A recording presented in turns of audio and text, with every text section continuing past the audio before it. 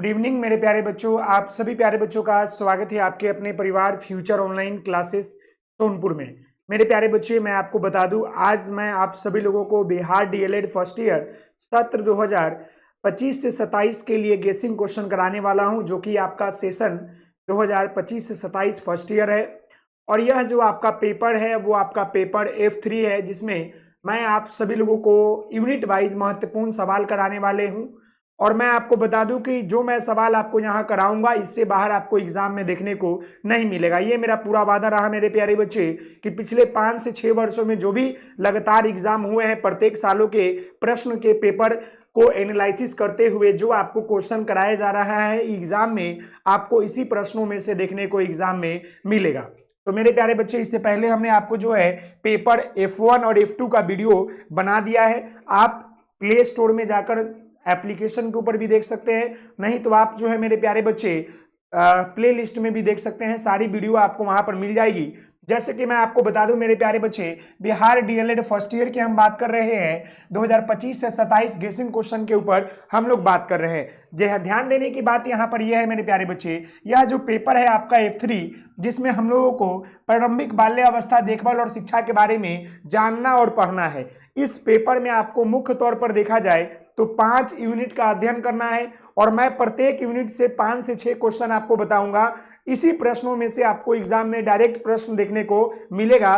तो आप सभी लोगों से निवेदन है कि वीडियो को अधिक से अधिक शेयर कीजिएगा, अपने सारे दोस्तों के पास शेयर कर दीजिए, मित्रों के पास शेयर कर दीजिए, ताकि उनको एग्जाम में किसी तरह की कोई दिक्कत या परेशानी नहीं हो। इसका आंसर आप लोग जो है अपने अनुसार से, नोट्स से, पीडीएफ से और जो आपने पढ़ा है उसके अनुसार से लिखिएगा। साथ ही साथ गूगल या चैट जीपीटी वगैरह की सहायता ले सकते हैं। साथ ही साथ मेरे प्यारे बच्चे, मेरे पास समय का थोड़ा अभाव है, जिसकी वजह से मैं इसका आंसर नहीं करा पा रहा हूं, लेकिन मेरा पूरा प्रयास रहेगा कि मुझे समय जैसे मिलेगा तो हम इन सारे प्रश्नों का आंसर भी करवाएंगे मेरे प्यारे बच्चे। तो अब हम यहां पर चलते हैं यूनिट 1 के ऊपर, जहां पर पहला प्रश्न देखेंगे मेरे प्यारे बच्चे।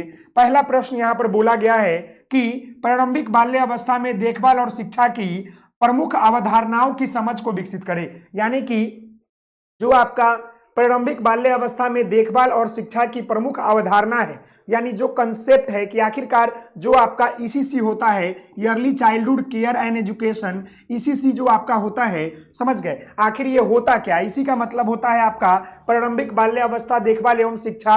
तो हमने इसके बारे में आपको पढ़ाया है कि 3 वर्ष से लेकर 6 वर्ष तक के बच्चे काल को जो है पूरी तरीके से ध्यान दिया जाता है, ताकि उस बच्चों का किसी प्रकार का दिक्कत नहीं हो, चाहे उनका शारीरिक, मानसिक या उनको शिक्षा में लेकर। तो ईसीसी के बारे में आप लिख दीजिएगा, उसकी आवश्यकता क्या है, उसका महत्व क्या है, उदाहरण दे दीजिएगा, आपका यह आंसर जो है यहां पर तैयार हो जाएगा। दूसरा सवाल मेरे प्यारे बच्चे इसी प्रश्न से रिलेटेड होगा।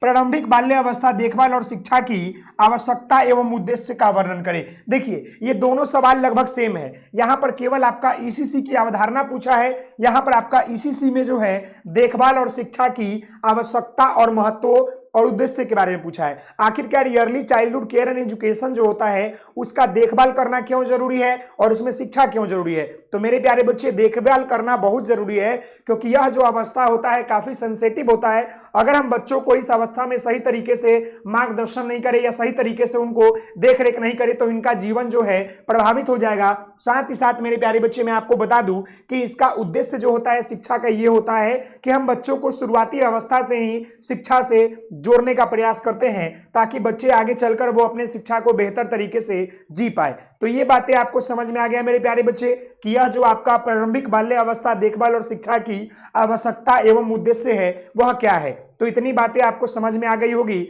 अब हम जो है तीसरे सवाल के ऊपर बात करेंगे। ये जो पहला यूनिट है, इसमें आपका इसी से ही रिलेटेड सारे प्रश्न होंगे मेरे प्यारे बच्चे। तीसरा यहां पर देखिएगा प्रश्न कि प्रारंभिक वर्षों के दौरान गुणवत्तापूर्ण प्रारंभिक बाल्य अवस्था देखभाल एवं शिक्षा बच्चों के विकास एवं जीवन को प्रभावित करता है, विवेचना करें। यानी कहने का मतलब है कि जो आपका yearly childhood care and education है वह कैसी होनी चाहिए।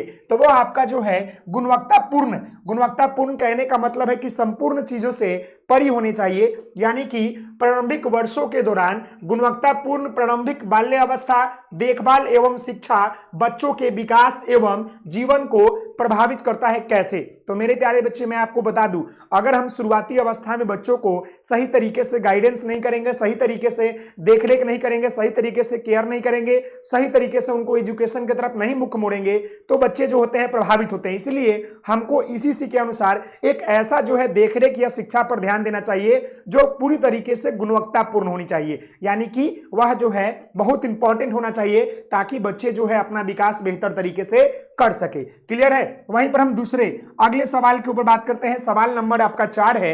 यहां पर बोला है बच्चे कैसे सीखते हैं? बाल विकास की अवस्थाओं एवं उप अवस्थाएं, जैसे 0 से लेकर 3 वर्ष, 3 से लेकर 6 वर्ष, 6 से लेकर आपका 8 वर्ष के संदर्भ में व्याख्या करें। ये 0 से लेकर 2 वर्ष यानी कि आपका ये शैशव अवस्था की यहां पर बात कर रहा है मेरे प्यारे बच्चे।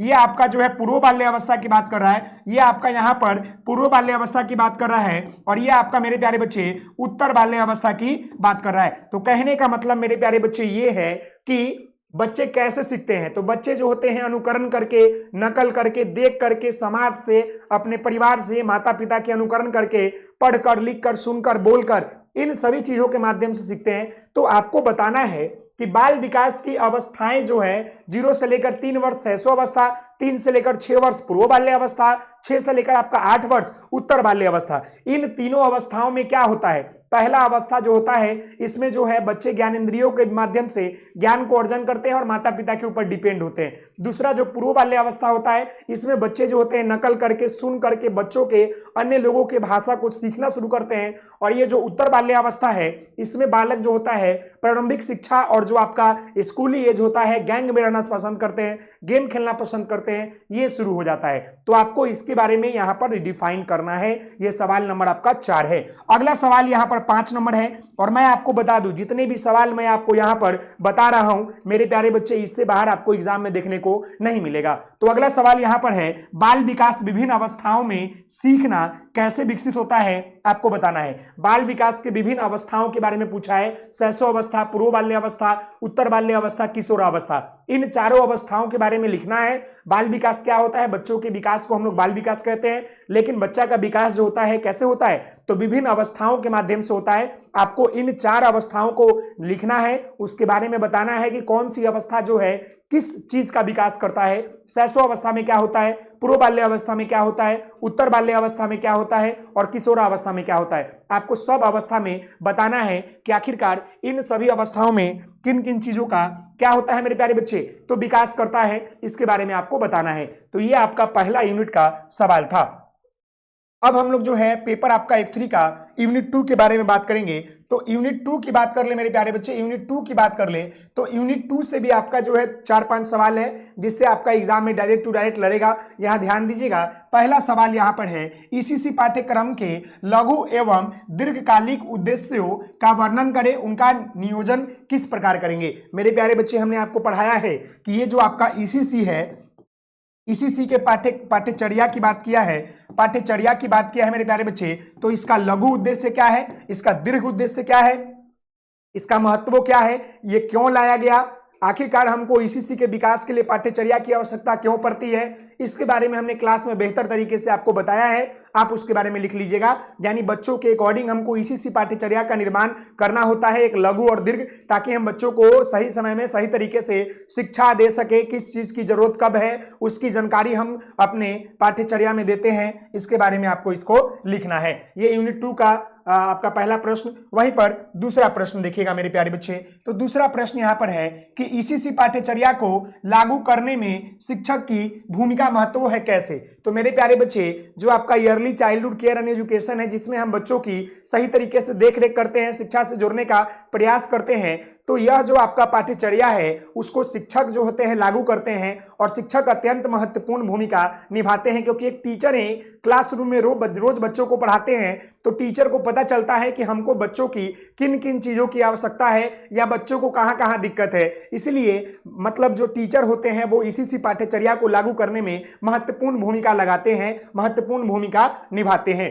अगला सवाल यहां पर आपका है, कक्षा में बाल केंद्रित तथा समावेशी वातावरण निर्माण में शिक्षक की क्या भूमिका है। मेरे प्यारे बच्चे, मैं आपको बता दूं, ये सबसे इंपॉर्टेंट सवाल है कि कक्षा में बाल केंद्रित और समावेशी शिक्षा के निर्माण में या लागू करने में शिक्षक की क्या महत्वपूर्ण भूमिका है। तो शिक्षक ही जो है, जो अपने कक्षा कक्ष में विद्यार्थियों को शांतिपूर्वक बैठाकर वहां पर बच्चों को बाल केंद्रित यानी कि बच्चों के मन के अकॉर्डिंग, बच्चों के रुचि के अकॉर्डिंग शिक्षा देने का काम करते हैं। साथ ही साथ मेरे प्यारे बच्चे, समावेशी शिक्षा क्या होता है, समावेशी शिक्षा के महत्व क्या है, इसको सब आपको लिखना है। तो समावेशी वातावरण कहने का मतलब होता है सबको एक साथ शामिल करके बिना किसी भेदभाव के, चाहे वो किसी भी समाज से आए हो, चाहे वो किसी भी समाज के वर्ग से या किसी भी जाति धर्म संप्रदाय से हो, उन सभी लोगों को एक साथ एक कक्षा कक्ष में शामिल करके बेहतर शिक्षा देना ही समावेशी वातावरण एवं समावेशी शिक्षा कहलाता है। तो ये बातें आप यहां पर लिख सकते हैं मेरे प्यारे बच्चे। उसके बाद हम यहां पर सवाल संख्या 4 नंबर को देखेंगे।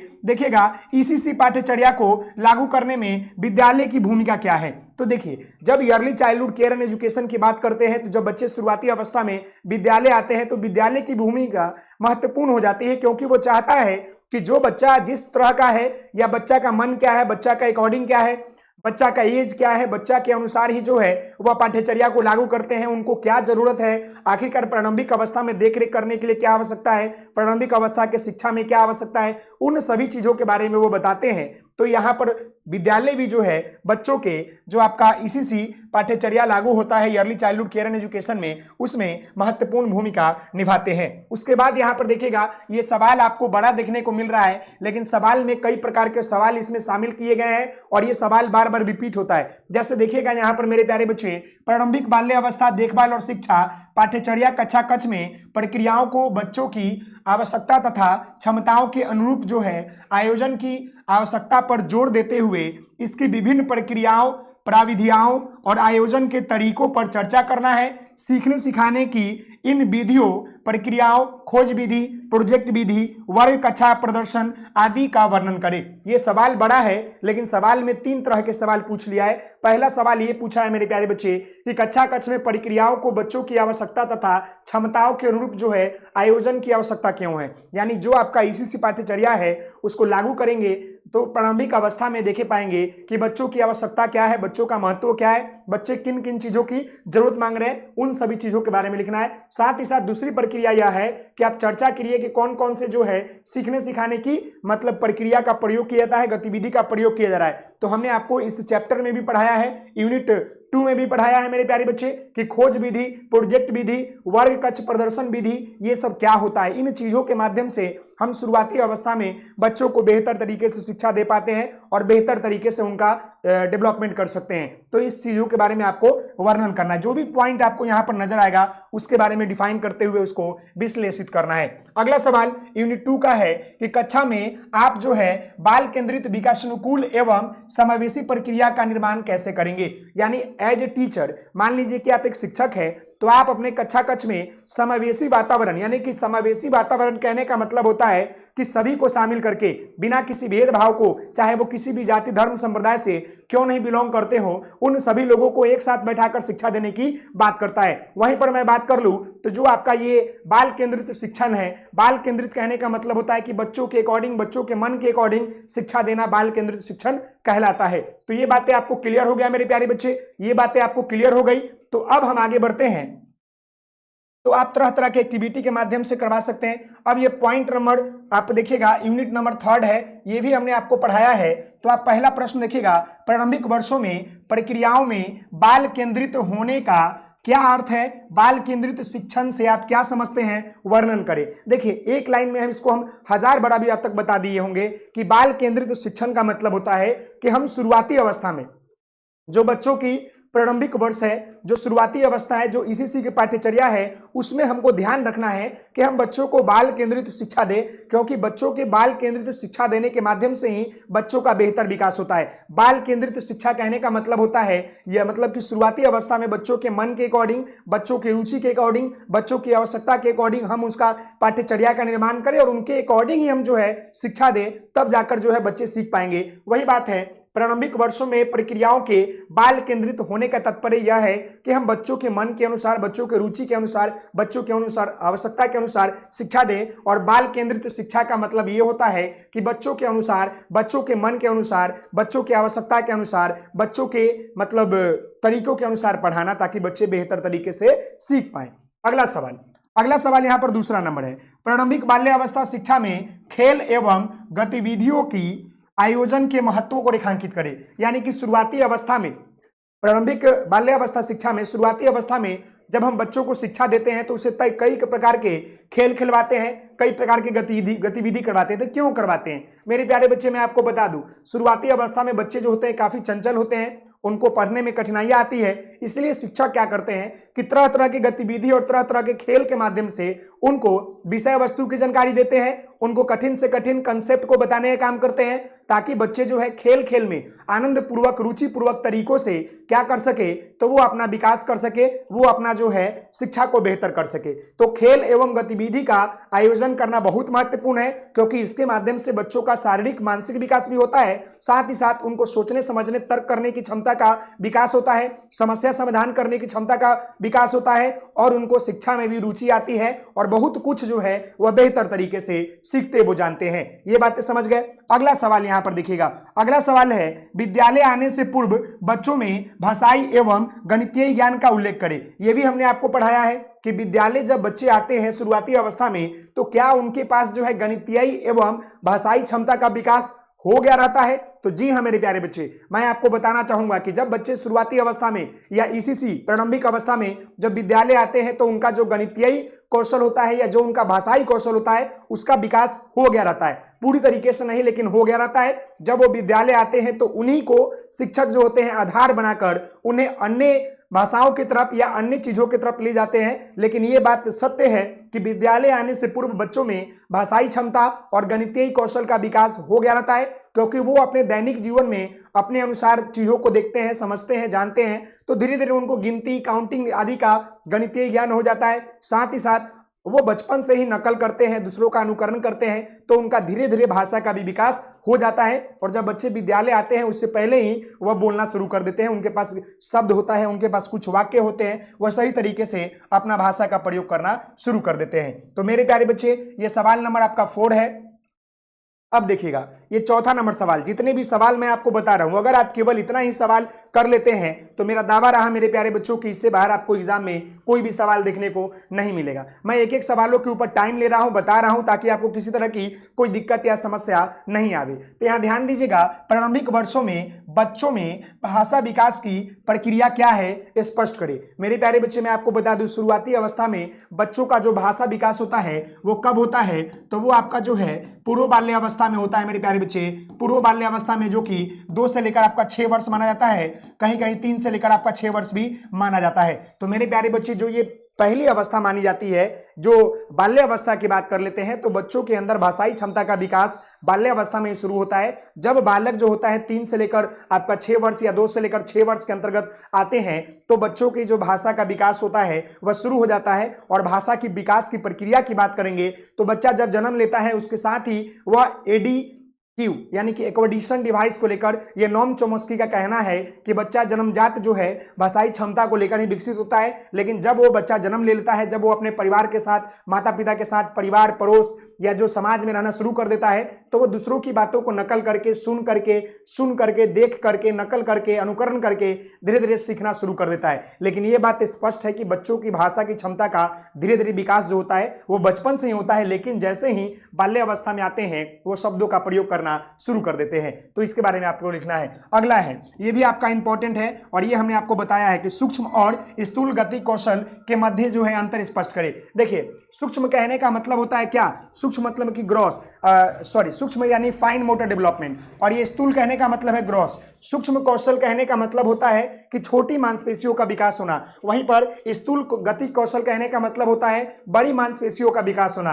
ये जो है शारीरिक विकास के महत्वपूर्ण जो है एक भाग है, जहां जहां पर हमने आपको बताया था कि स्थूल गत्यात्मक कौशल क्या होता है और सूक्ष्म गत्यात्मक कौशल क्या होता है। आप लिख सकते हैं कि ये भाषा बच्चों के जो है शारीरिक विकास के भाग है, जहां पर हम देख पाते हैं कि शारीरिक विकास के 2 टर्मों में बांटा गया है। पहला आपका जो है एक आपका सूक्ष्म है, दूसरा आपका जो है स्थूल है। सूक्ष्म गति कौशल किसे कहते हैं? तो सूक्ष्म गति कौशल कहने का मतलब होता है कि बच्चों का छोटी मांसपेशियों का विकास होना, जैसे उंगलियों का, हाथों का हिलना डुलना। लेकिन वहीं पर हम ग्रॉस मोटर डेवलपमेंट यानी कि जो आपका स्थूल गति कौशल है, इसमें क्या होता है, बच्चों के बड़ी मांसपेशियों का विकास होता है, जैसे उनका पैर का मांसपेशियों का विकास होना, चलना, कूदना, दौड़ना, ये सब आपका जो है क्या है मेरे प्यारे बच्चे? तो ये जो है आपका है स्थूल और सूक्ष्म गति कौशल है। क्लियर है? अब हम लोग जो है यहां पर जानेंगे यूनिट 4 के ऊपर। तो मेरे प्यारे बच्चे थोड़ा सा मुझे समय दीजिएगा, फिर मैं आपको बताऊंगा। यहां तक कि नहीं बच्चों को दिक्कत तो नहीं है ना? मुझे आप लोग एक बार कमेंट कर दीजिएगा। जी हाँ, यहां तक कि नहीं बच्चों को दिक्कत तो नहीं है ना? बहुत बढ़िया। एक एक चीजों को हम बताएंगे, आप टेंशन मत लीजिएगा, ताकि आपको किसी तरह की कोई दिक्कत या समस्या नहीं होगी। समझ गए मेरे प्यारे बच्चे? तो चलिए अब हम लोग जो है आगे बढ़ते हैं और आगे जानेंगे यूनिट 4 के ऊपर। तो मेरे प्यारे बच्चे आप यहाँ ध्यान दीजिएगा।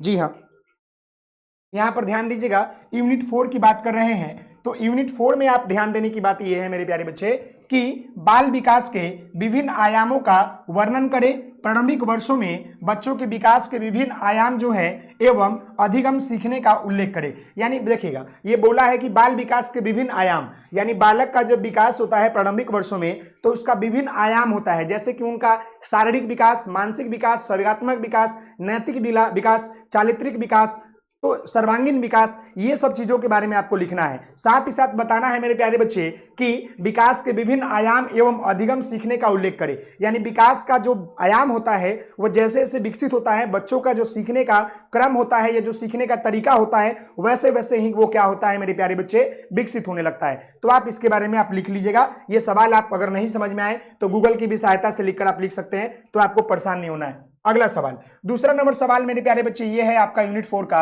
कि प्रारंभिक बाल्यावस्था देखभाल एवं शिक्षा में बच्चों का अवलोकन के माध्यम से आकलन कैसे करें। यानी कहने का मतलब है कि शुरुआती अवस्था में हम बच्चों का अवलोकन कैसे करें और आकलन कैसे करें। इसके बारे में मैंने आपको नहीं बताया है, लेकिन मैं आपको बता दूं, अवलोकन और आकलन का मतलब होता है जांचना। यानी शुरुआती अवस्था में जब बच्चे विद्यालय में जाते हैं तो हम उनकी देखभाल का या हम उनकी शिक्षा का आकलन या अवलोकन कैसे करें, हम कैसे पता लगाएं कि कौन सा बच्चा जो है क्या सीखा है, कितना सीखा है, कैसे सीख रहा है। तो हम इसके लिए बहुत तरीके का उपाय कर सकते हैं। हम उनसे सवाल पूछ सकते हैं, वार्ता कर सकते हैं, टेस्ट ले सकते हैं, ऑब्जेक्टिव करवा सकते हैं, गेम खिलवा सकते हैं, सवाल पूछ सकते हैं, बुक स्टडी करवा सकते हैं। ऐसे कई प्रकार की चीजें हैं जिसके माध्यम से हम ये पता लगा सकते हैं कि शुरुआती अवस्थाओं में जो बच्चों ने शिक्षा को लिया उसे वो बच्चे सीख रहे हैं कि नहीं सीख रहे हैं। तो उसका अवलोकन और आकलन हम लोग कर सकते हैं। अवलोकन और आकलन का मुख्य उद्देश्य यह होता है कि हम जानना चाहते हैं कि जो हमने बच्चों के ऊपर काम किया, क्या बच्चा सीखा या नहीं। यह केवल बच्चों के लिए नहीं होता बल्कि टीचर के लिए भी होता है। टीचर को भी यह पता लग जाता है कि जो चीजें हमने आपको पढ़ाया वो कहां तक सही था। समझ गए? तो इसके बारे में लिख लीजिएगा। अगला सवाल यहां पर तीसरा नंबर, प्रारंभिक बाल्यावस्था शिक्षा में बच्चों की प्रगति से संबंधित अभिलेखों का संसाधनों क्यों आवश्यक है एवं आप उसे कैसे संसाधित करेंगे। यानी शुरुआती अवस्था में बच्चों की प्रगति से संबंधित अभिलेख का संसाधन कैसे करेंगे। यानी अभिलेख कहने का मतलब होता है बहुत सारा, हम बच्चों की प्रगति का चेक बुक बनाते हैं, देखते होंगे, रिपोर्ट बनाते हैं, रिपोर्ट कार्ड हो गया, चेक लिस्ट हो गया, आपका जो है रिजल्ट आ गया, हेल्थ कार्ड हो गया। ऐसे बहुत सारे अभिलेख का प्रयोग हम लोग करते हैं ताकि हम जान पाए कि बच्चों का विकास जो है हो रहा है कि नहीं हो रहा है। हम लोग देखते हैं एक छोटा बच्चा जन्म लेता है तो उसे कितना रिपोर्ट बनता है, मेडिकल रिपोर्ट, सीखने का रिपोर्ट, रिजल्ट आना, क्या सीख रहा है कि नहीं सीख रहा है, हेल्थ ग्रोथ, फिजिकल डेवलपमेंट, ऐसे बहुत सारे अभिलेख बनते हैं। उसके बारे में आपको बताना है कि हाँ भाई चेक लिस्ट के माध्यम से क्या हुआ, फोटोफोलिया के माध्यम से क्या हुआ, ये सब आपको बताना पड़ेगा। समझ गए? अगला देखिएगा, अगला यहां पर ध्यान दीजिएगा। अगला ये सवाल आपका इंपॉर्टेंट है मेरे प्यारे बच्चे, ये आपसे पूछेगा ही पूछेगा, विशेष आवश्यकता वाले बच्चे से क्या अभिप्राय है। यदि शाला पूर्व केंद्र में विशेष आवश्यकता वाला बच्चा आता है तो ऐसे में बाल देखभाल कार्यकर्ता अध्यापक की क्या भूमिका होगी। मेरे प्यारे बच्चे ये सवाल आपसे पूछ रहा है कि विशेष आवश्यकता वाले बच्चे अगर विद्यालय में आते हैं तो इस केस में शुरुआती अवस्था जो आपका प्रारंभिक बाल्य अवस्था देखभाल और शिक्षा होता है, तो उसमें जो विद्यालय के जो देखभाल करने वाले लोग होते हैं या जो विद्यालय के टीचर होते हैं या जो विद्यालय की प्रिंसिपल होते हैं या कार्यकर्ता होते हैं, उसकी क्या भूमिका होगी। तो सबसे पहले तो आपको यह जानना पड़ेगा कि अगर कोई विशेष आवश्यकता वाले बच्चे हैं तो इसका मतलब ये है कि वह जो है किसी न किसी बीमारी से ग्रसित है या किसी न किसी मतलब समझिए कि डिसेबल से परेशानी है। तो जब वो बच्चे विद्यालय में आएंगे तो यहाँ पर शुरुआती अवस्था में उनका देखभाल केयर एंड एजुकेशन की बात कर ले तो जो भी विद्यालय के कार्यकर्ता होंगे या जो भी विद्यालय के देखरेख करने वाले लोग होंगे, अध्यापक होंगे, उन सभी लोगों की जो भूमिका होती है वो काफी अत्यंत महत्वपूर्ण हो जाती है, क्योंकि हमें उनके ऊपर ज्यादा ध्यान देना पड़ता है विशेषकर जो अन्य बच्चों से, यानी विशेष आवश्यकता वाले जो बच्चे हैं उसके ऊपर ज्यादा थोड़ा केयर करना पड़ता है ताकि उनको दिक्कत नहीं हो, क्योंकि वो बच्चे ऑलरेडी जो है डिसेबल है तो उनको थोड़ा ज्यादा केयर करना पड़ता है। इसीलिए विद्यालय के कार्यकर्ता और शिक्षक से भी या प्रिंसिपल से भी अनुरोध होता है कि हम उसके लिए अनुकूल वातावरण और अनुकूल जो है व्यवस्था बनाएं ताकि उसको किसी तरह की कोई दिक्कत नहीं हो। साथ ही साथ उन लोगों की कार्यकर्ता या जो भी विद्यालय के टीचर या प्रिंसिपल है उनका कार्यभार थोड़ा बढ़ जाता है उनको विशेष प्रकार के मतलब ध्यान देने के लिए। अगला देखिएगा, विशेष आवश्यकता वाले बच्चे से क्या अभिप्राय है, यही सवाल दिखेगा। यदि शाला पूर्ण केंद्र में, सॉरी यही सवाल रिपीट हुआ है, कोई बात नहीं, यही सवाल यहीं पर रिपीट हो गया है, 5 नंबर भी यही सवाल है, समझ गए। 4 और 5, यहाँ पर 6 नंबर देखिएगा।